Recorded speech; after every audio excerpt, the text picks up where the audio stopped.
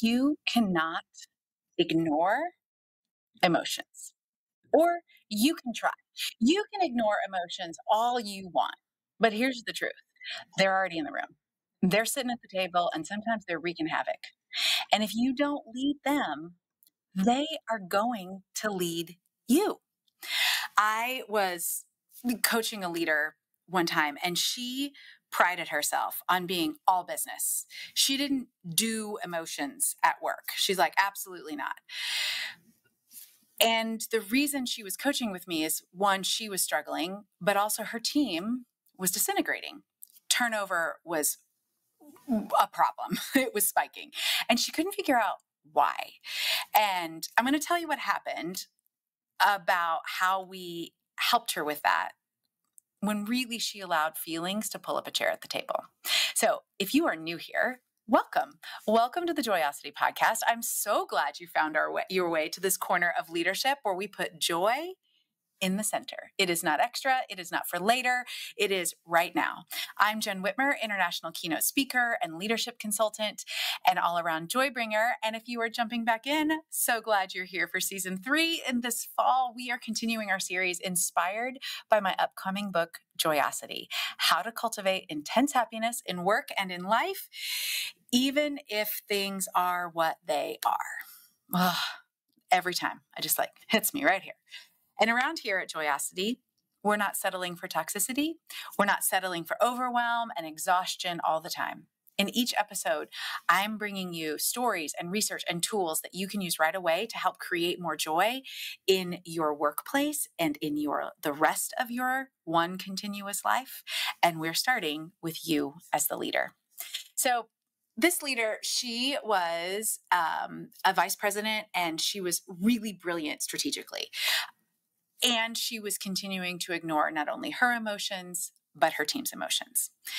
And when things would happen and people would express emotions, something like somebody's frustrated, she'd just brush it off and be like, we just need to focus on the task.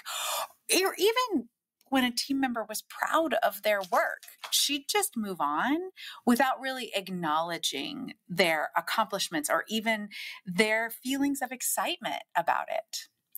But what she didn't realize was that ignoring those emotions didn't actually make them disappear. Driving them underground doesn't make emotions go away. Putting them in a little bedazzled box and locking them up doesn't keep them contained.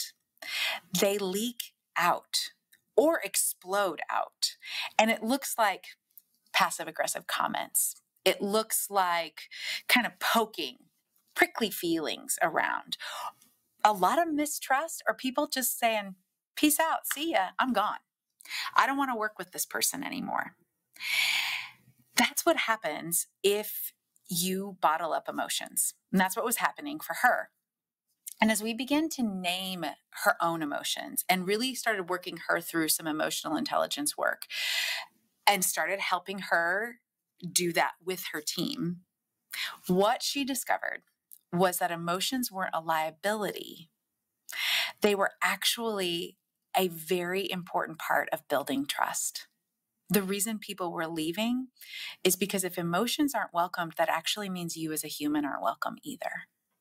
So her people trusted her more. Her level of collaboration went up. And all of those things meant that performance improved, because leaders who ignore emotions aren't rational. You're usually reactive and reckless. So we've got to use and understand how emotions work. If you dismiss emotions, you're going to sabotage yourself, and you absolutely are sabotaging your relationships and your team.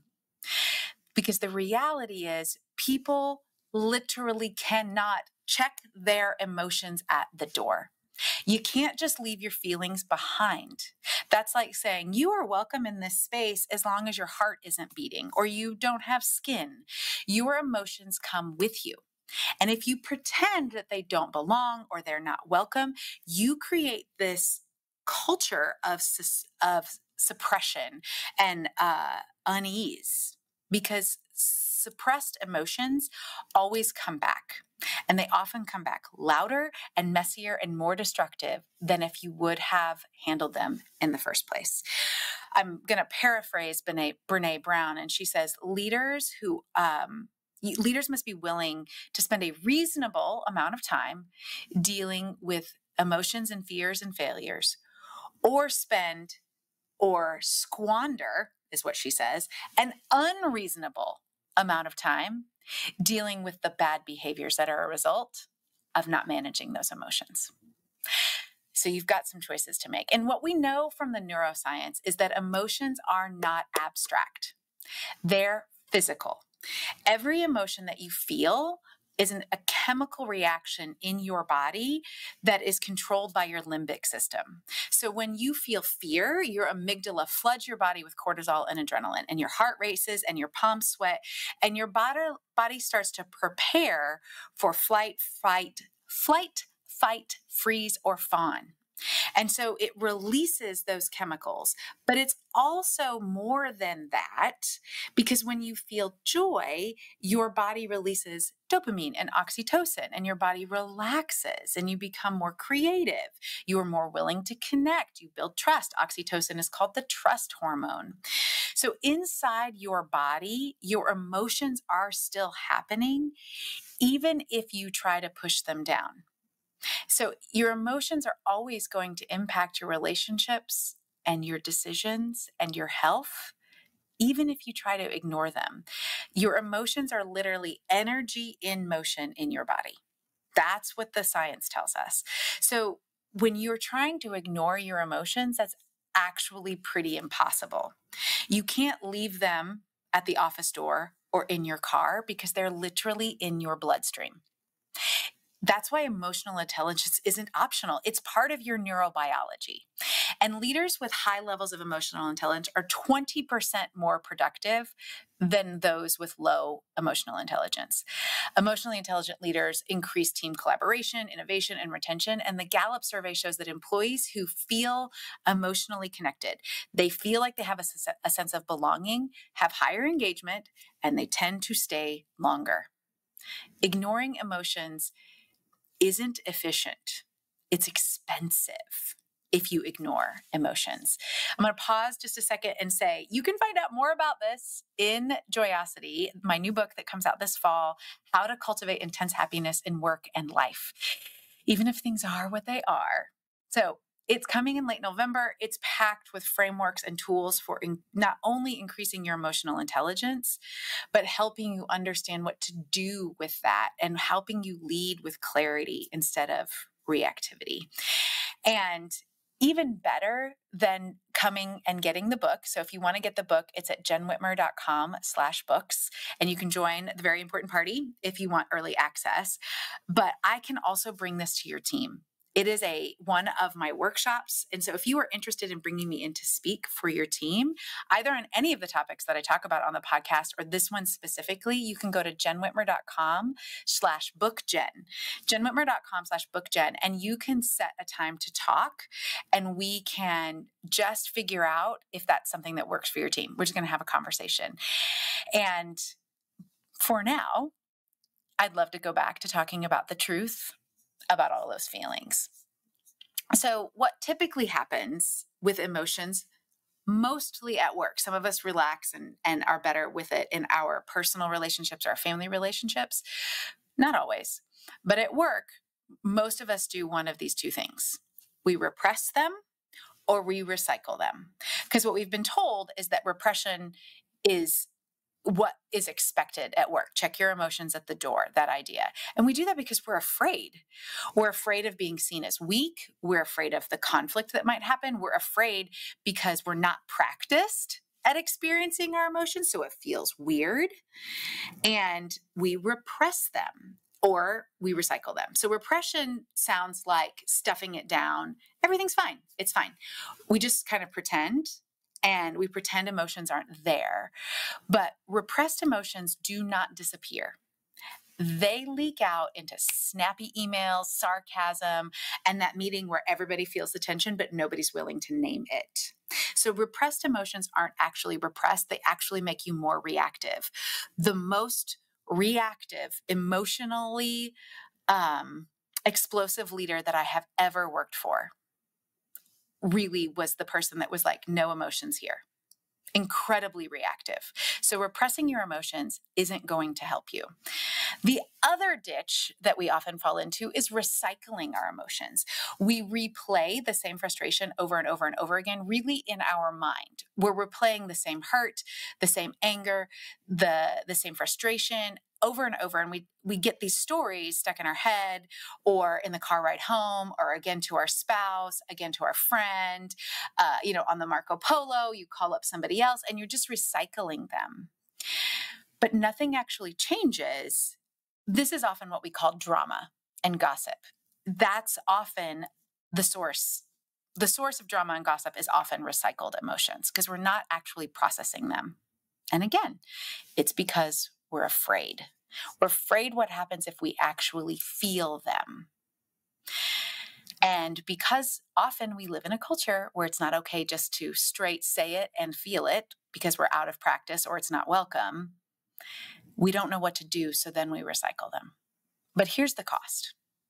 When you repress or recycle emotions, those emotions end up running the show anyway. They explode, and they do it in unhealthy and unspoken ways, either internally in your body or in an explosion that damages other people. I promise you, that is not going to bring you joy. That increases the 10% that toils Tiny 10 into something even more, way past 10%.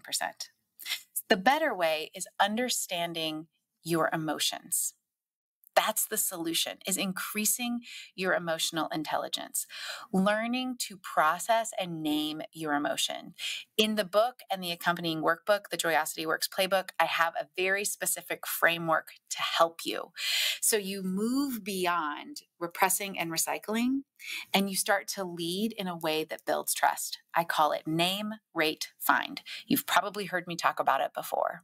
Naming your emotions, rating their intensity, and finding them in your body. That is the beginning of emotional intelligence.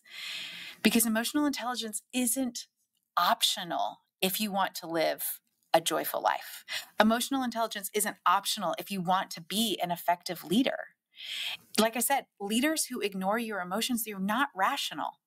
You're reckless. We, of course, don't want emotions to run the show.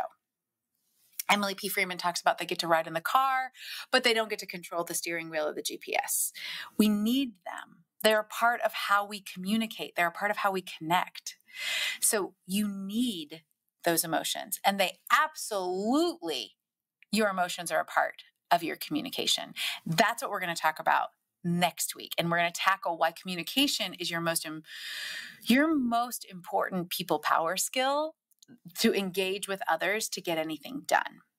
It's also can be your biggest liability if you don't know how to do it well. So we're going to talk about that next week. But for today, thinking about these emotions and your level of emotional intelligence, I'm going to put my coach hat on.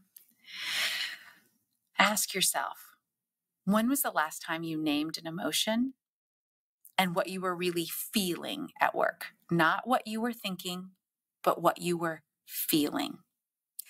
If you want more, I would love for you to pre-order the book to find out more. You can shoot me an email. I have another free tool for you. If you want something about emotions, like right now you are desperate and you need it, just send me an email and say, give me the emotion resource. And it's Jenn with 2 N's at jennwhitmer.com. Happy to help. I would love for you to share this with somebody that is either curious about emotions at work, that wants to learn how to do it better. And if you're brave, feel free to share it with somebody who thinks that emotions don't belong at work, and let me take the heat. Because if you ignore your emotions, you are not an effective leader. Emotional intelligence is going to be the thing that changes your leadership, and it's absolutely required to have joy in all of your life. You've got to have emotional intelligence. I would love for you to check the show notes for all the links. Connect with me on LinkedIn and Instagram at Jenn_Whitmer. As I said before, just drop me an email. Again, with your rebuttals, your questions, your confusions, your curiosities. I would love to hear and keep this conversation going with you, because that's what I want this to be. I want us to grow together, because I cannot do this alone. I cannot help create joyful leaders by myself. We've got to make this a movement. And I know that you've got a lot coming at you. Your earballs are bombarded with things. And so thank you for choosing Joyosity. Thank you for spending your time with me. Again, please rate and subscribe. It helps more leaders join us in creating positive culture with all the complex people that we work with. So work is a joy, that people are whole and organizations really flourish. And I want you to remember that your emotions are totally and completely part of who you are. They're a part of your literal bloodstream. You can't leave them. And so leaders who are ignoring their emotions aren't really just rational. You're reckless. And that's going to lead to a destruction of joy. That's not what I want for you. I want joy. So let's learn how to manage and bring emotions to the table.